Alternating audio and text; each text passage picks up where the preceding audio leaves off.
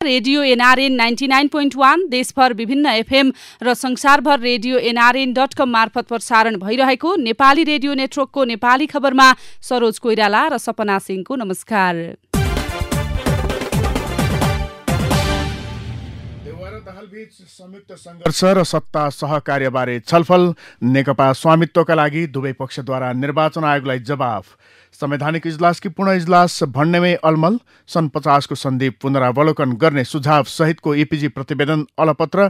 Corona कहरमा पनि 11% remittance वृद्धि लगायतका खबर आजका पत्र पत्रिकाको अघिल्लो पृष्ठमा छापिएका छन्। गोरखापत्रमा छापिएको सामुदायिक विद्यालयमा पनि सुरु भए बस सेवा शीर्षकको खबरलाई हामीले आजको खास खबर बनाएका छौं। चितवनका सामुदायिक विद्यालयले विद्यार्थीलाई सुविधा दिनका लागि बस सेवा सञ्चालन गर्न थालेका छन्। निजी विद्यालयले बस सेवा दिएर विद्यार्थीलाई आकर्षित गरेपछि सामुदायिक विद्यालयले पनि बस सेवा दिन थालेका हुन्। सरकारी सामुदायिक विद्यालयको यो कामलाई जिल्लाका स्थानीय तहले समेत सहयोग गरेको पाइएको छ। कुनै सामुदायिक विद्यालयले आफ्नै खर्चमा त कतिपयले विदेशी दाताको सहयोगमा बस खरिद गरी सञ्चालन गरेका छन् भने कतिपयलाई स्थानीय तहले सहयोग गरेको छ। भरतपुर महानगरले यसै शैक्षिक सत्रका लागि 5वटा विद्यालयलाई बस खरिद गर्न रकम उपलब्ध गराउने भएको छ। माडी नगरपालिकाले यसअघि नै 2वटा सामुदायिक विद्यालयमा बस सेवा सञ्चालन गरिसकेको छ। भरतपुर महानगरले यसै शैक्षिक सत्रमै बस उपलब्ध गराउन 5वटा विद्यालयका लागि 1 करोड रुपियाँ निकासा गरेको छ। भरतपुर महानगर शैक्षिक प्रशासन महाशाखाका प्रमुख महेन्द्र पौडेलले भन्नुभयो। महानगरमा बस सेवा पाउनेमा प्राविधिक धार चलेको, विज्ञान विषय सञ्चालन भएको र अत्याधिक विद्यार्थी संख्या रहेका 5 विद्यालय छनौटमा परेका छन् उहाँले भन्नुभयो। नेपाली रेडियो नेटवर्कको नेपाली खबरमा अब अघिल्लो पृष्ठका खबरहरू। कान्तिपुर दैनिकले संयुक्त संघर्ष र सत्ता सहकार्यको प्रस्ताव देउवा र दाहाल नेपाल गोप्य भेट शीर्षकमा खबर छापेको छ। नेकपाको दाहाल नेपाल समूहका अध्यक्षद्वय पुष्पकमल दाहाल र माधव कुमार नेपालले प्रतिनिधि सभा पुनर्स्थापित हुँदा र नहुँदा आइपर्ने जुनसुकै परिस्थितिका लागि पनि सहकार्य गर्न कंग्रेस सभापति शेरबहादुर देउवासँग प्रस्ताव गरेका छन्।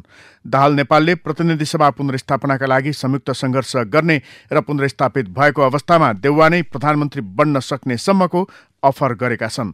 बुधबार साँझ 6 देखि 8 बजेसम्म राजधानीमा देउवासँग भएको गोप्य भेटमा दाहाल र नेपालले संयुक्त संघर्षदेखि सत्ता सहकार्यसम्मको प्रस्ताव गरेका हुन्।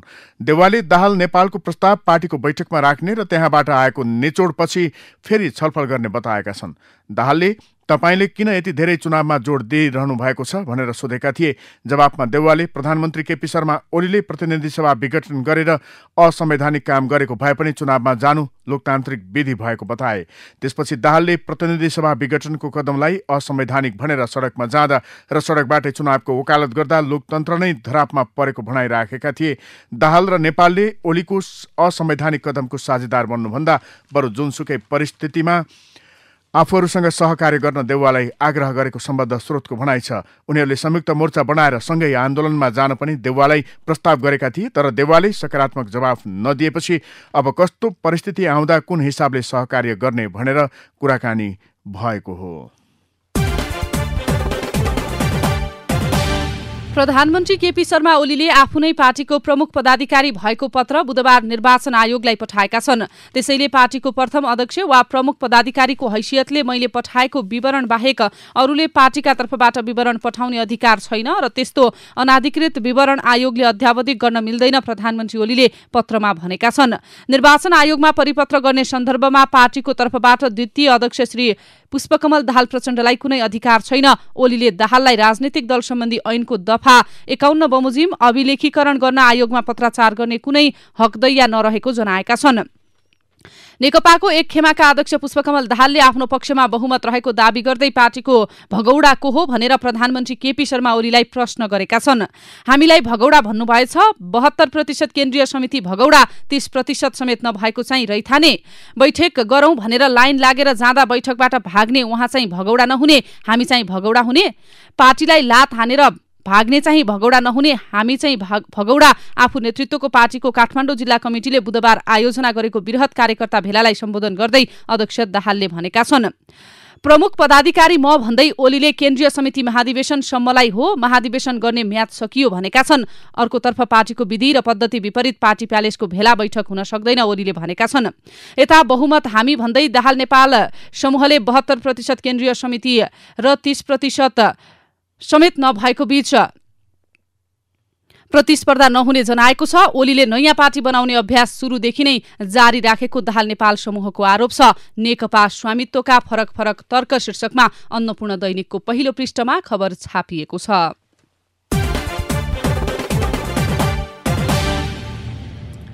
संवैधानिक बृहत पूर्ण इजलासमा भन्नेमै अलमल, कान्तिपुर दैनिकको अघिल्लो पृष्ठमा खबर छापिएको छ। सर्वोच्च अदालतले प्रतिनिधि सभा विघटन संविधान सम्मत हो कि होइन भन्ने प्रश्न निरूपण गर्नुअघि त्यसलाई कुन इजलासले हेर्ने भन्ने विवाद टुङ्ग्याउनु पर्ने भएको छ। प्रतिनिधि सभा विघटनको मुख्य प्रश्नमा केन्द्रित हुनुपर्ने पक्ष विपक्षका कानून व्यवसायीहरूबीच निवेदन कुन इजलासले हेर्ने भन्नेमै मत भिन्नता छ। सर्वोच्चको संवैधानिक इजलासले पनि तत्काल टुङ्ग्याउनु पर्ने यो विवादलाई दुवै पक्षको धारणा सुनेर आदेश गर्ने मनस्थिति बनाएपछि कम्तीमा 3 दिनको सुनवाई यही कार्यविधिगत प्रश्नमा रुमलिने भएको छ।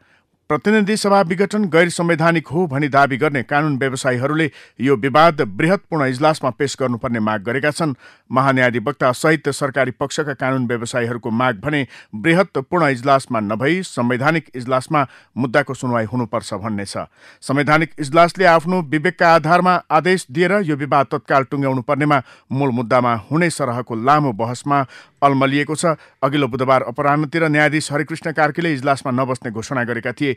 यो बुधबार पनि फेरि कुन इजलासमा मुद्दाको सुनवाई गर्ने भन्ने बहसले दिन बितायो। 4 बजेपछि संवैधानिक इजलासले फेरि शुक्रबार माघ 2 गते सुनवाईलाई निरन्तरता दिने आदेश दियो। शुक्रबार दुवै पक्षको बहस टुङ्गिएपछि थप आदेश हुनेछ। त्यसपछि मात्रै मूल मुद्दा अर्थात् प्रतिनिधि सभा विघटन संविधान सम्मत हो कि होइन भन्ने विषयमा बहस केन्द्रित हुनेछ।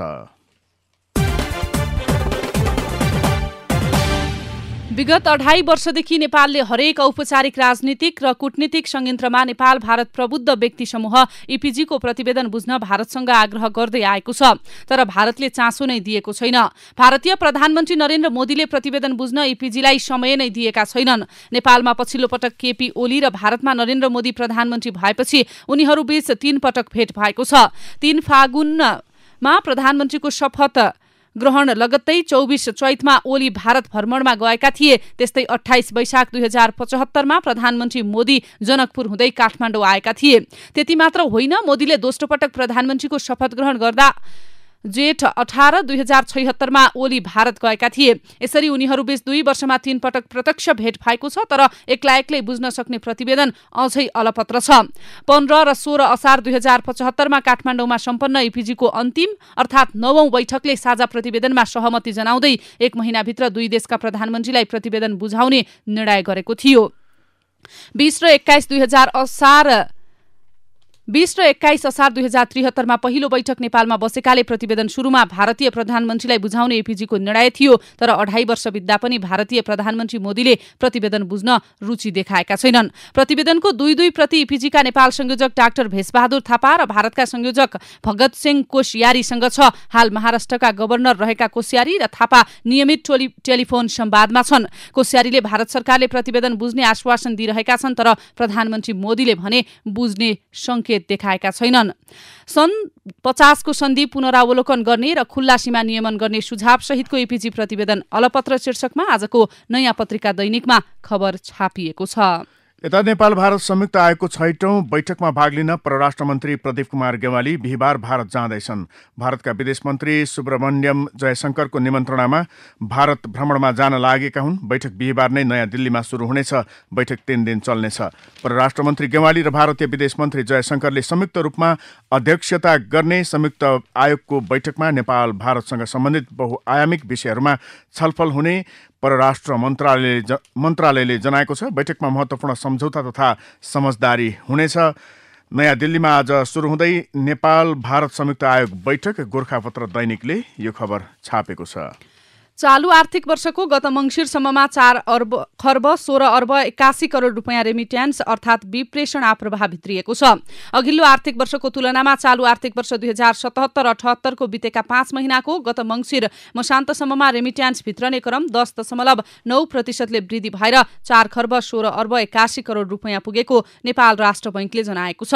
राष्ट्र बैंकले बुधबार सार्वजनिक गरेको मुलुकको वर्तमान आर्थिक तथा वित्तीय स्थितिको तथ्याङ्क अनुसार अघिल्लो आर्थिक वर्षको सोही अवधिमा विप्रेषण आप्रवाह 0.2% घटेको थियो। यसलाई हाल कायम भएको अमेरिकी डलरमा हिसाब गर्दा विप्रेषण आप्रवाह 6.4% वृद्धि भई 3 अर्ब 52 करोड पुगेको छ। कोरोना कहरमा झण्डै 11% रेमिट्यान्स वृद्धि शीर्षकमा राजधानी दैनिकको अघिल्लो पृष्ठमा खबर छापिएको छ।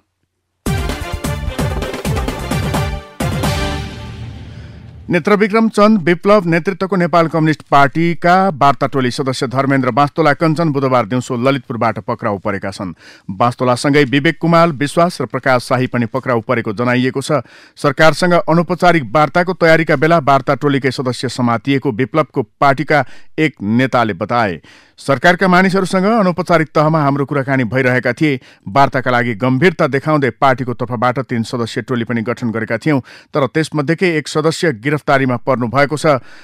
ती नेताले भने, हामीले बनाएको वार्ता टोलीमा यी नेता थिए भन्ने सरकारका मान्छेलाई कुनै न कुनै रूपमा सन्देश पुगिसकेको थियो। पार्टीभित्रको शक्ति क्षयीकरण, कोरोना महाव्याधि पछिको आर्थिक सामाजिक अवस्था, राजनीतिक सङ्कट लगायतका कारण उक्त पार्टी सरकारसँग वार्ता गर्न तयार देखिएको थियो। विप्लवका वार्ता टोली सदस्य पक्राउ अन्नपूर्ण पोस्टमा यो खबर छापिएको हो। तपाईं सुन्दै हुनुहुन्छ नेपाली खबर। अब भित्री पृष्ठका खबर। प्रधानमन्त्री केपी शर्मा ओली र उनको मन्त्रीमण्डलका मन्त्रीले कानून अनुसार सम्पत्ति अध्यावधिक तथा सार्वजनिक नगरेको पाइएको छ। प्रधानमन्त्रीमा नियुक्त भएपछि ओलीले 2074 चैत्र 29मा सम्पत्ति सार्वजनिक गरेका थिए। त्यसयता भने कानून अनुसार उनले सम्पत्ति अध्यावधिक गरेका छैनन्। प्रधानमन्त्री ओली मात्र नभएर उपप्रधानमन्त्री ईश्वर पोखरेल तथा अन्य मन्त्री र 2076 मङ्सिरमै नियुक्त 6 मन्त्री तथा 3 राज्यमन्त्रीले अहिलेसम्म सम्पत्ति विवरण सार्वजनिक गरेका छैनन्। तीमध्ये कतिपय मन्त्रीले राजीनामा समेत दिइसकेका छन्। उपप्रधानमन्त्री पोखरेलले 5 वैशाख 2075 मा रक्षा मन्त्रीका रूपमा सम्पत्ति विवरण सार्वजनिक गरेका थिए। त्यसयता उनले पनि प्रधानमन्त्रीकै जस्तो सम्पत्ति विवरण अध्यावधिक गरेका छैनन्। पार्टीको आन्तरिक झगडाका कारण विभाजित नेकपाका नेताहरूले यी सबै घटनाक्रममा भारतीय शक्ति केन्द्रको हात देख्न थालेका छन्। गत असार दोस्रो साता पार्टीभित्र आफू अप्ठ्यारोमा परेका बेला प्रधानमन्त्री केपी शर्मा ओलीले भारतीयहरूले सरकार ढाल्न खोजेको आरोप लगाउँदै पुष्पकमल दाहाल र माधव नेपाल समूहलाई भारतीय इशारामा चलेको भन्ने देखाउन खोजेका थिए। बुधबार अध्यक्ष पुष्पकमल दाहालले प्रधानमन्त्री ओलीले प्रतिनिधि सभा विघटन विदेशी शक्ति केन्द्रको मन्त्र सुनेर गरेको आरोप लगाएका छन्। संघीय संसद सचिवालयले नेपाल कम्युनिस्ट पार्टी नेकपाका सदस्यले पार्टीलाई बुझाउने शुल्क अर्थात् लेभी कटौती नगरी पारिश्रमिक जम्मा गरिदिएको छ। कानूनी रूपमा बाहेक पार्टी विभाजित भएपछि असन्तुष्ट पक्षका सांसदले लेभी रोक्का गरिदिन सचिवालयमा निवेदन नै दिएका थिए। सो निवेदनपछि सचिवालयले नेकपाका सबै सदस्यको लेभी रकम समेत सांसदकै खातामा जम्मा गरिदिएको छ।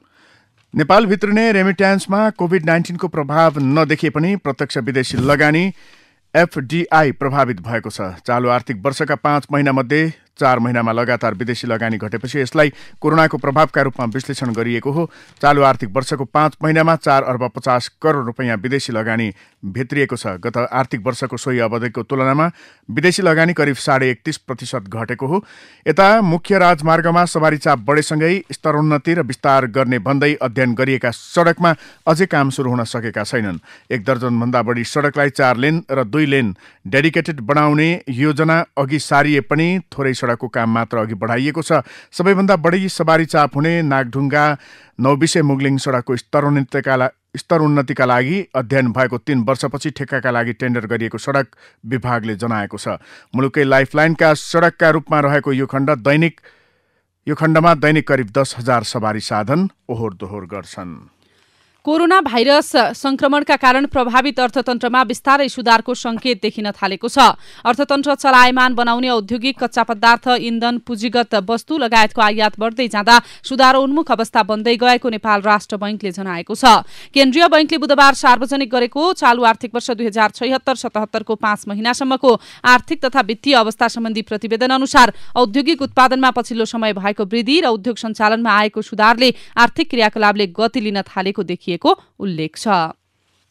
बागलुङका 5 स्थानीय तह कोरोना संक्रमण मुक्त भएका छन्। कोरोनाका सबै पुराना बिरामी निको भएपछि ढोरपाटन नगरपालिका, बरेङ गाउँपालिका, तमानखोला गाउँपालिका, ताराखोला गाउँपालिका र निसीखोला गाउँपालिका संक्रमित मुक्त भएका छन्। सरकारले स्वास्थ्य क्षेत्रको संगठन संरचना परिमार्जन प्रक्रिया अघि सारे पनि कार्यान्वयनमा सकस देखिएको छ।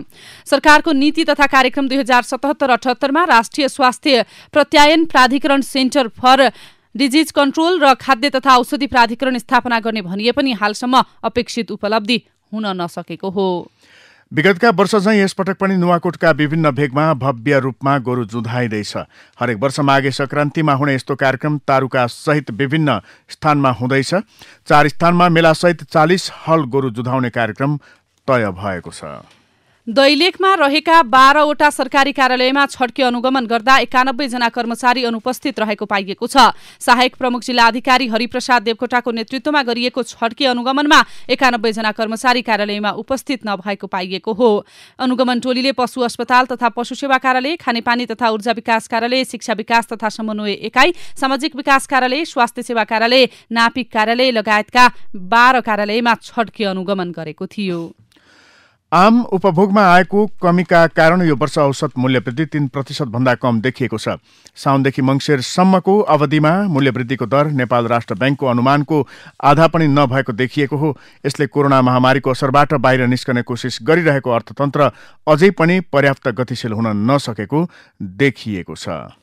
बाँकेको खजुरा गाउँपालिकालाई प्लास्टिक मुक्त क्षेत्र बनाउने अभियान सुरु भएको छ। गाउँपालिकाको 8औं गाउँसभाले प्लास्टिक मुक्त गाउँपालिका बनाउने प्रस्ताव सर्वसम्मतिले पारित गरेको गाउँपालिकाका अध्यक्ष किस्मत कुमार कक्षपतिले बताउनु भएको छ। उहाँले अबदेखि गाउँपालिकाभित्र प्लास्टिकका थैली र अन्य सामग्रीको बिक्री वितरण तथा प्रयोग गर्न नपाइने बताउनु भएको हो।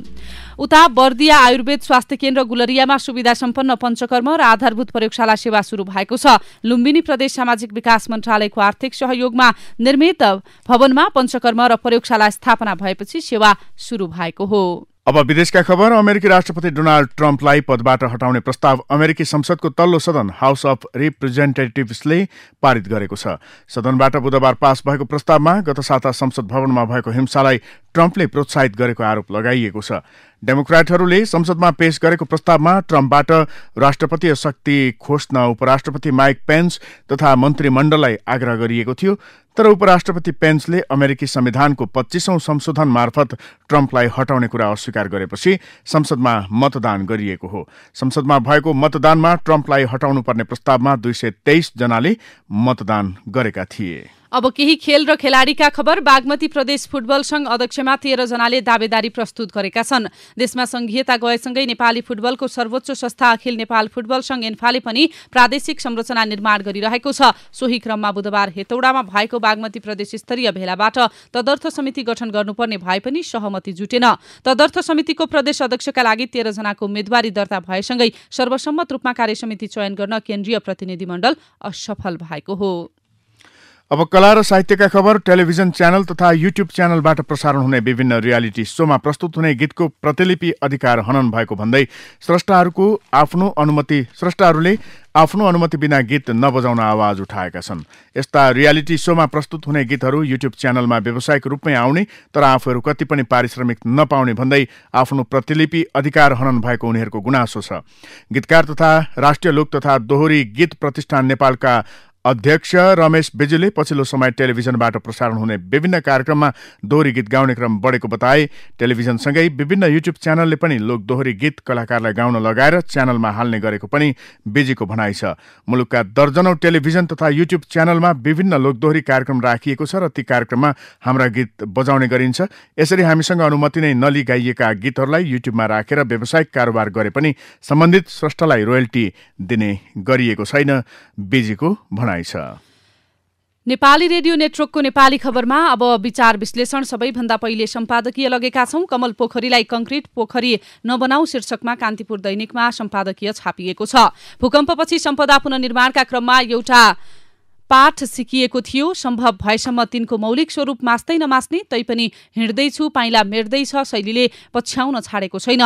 थरहर आफ्नै तालले ठडिँदैछ र यतिखेर कमल पोखरी यस्तै विवादको केन्द्रमा छ। खास गरी पोखरीलाई सुन्दर बनाउने नाममा काठमाडौँ महानगरले कंक्रिटको जथाभावी प्रयोग गर्न थालेपछि सम्पदा र पर्यावरणप्रति सचेत समूह यसको विरोधमा उत्रिएको छ।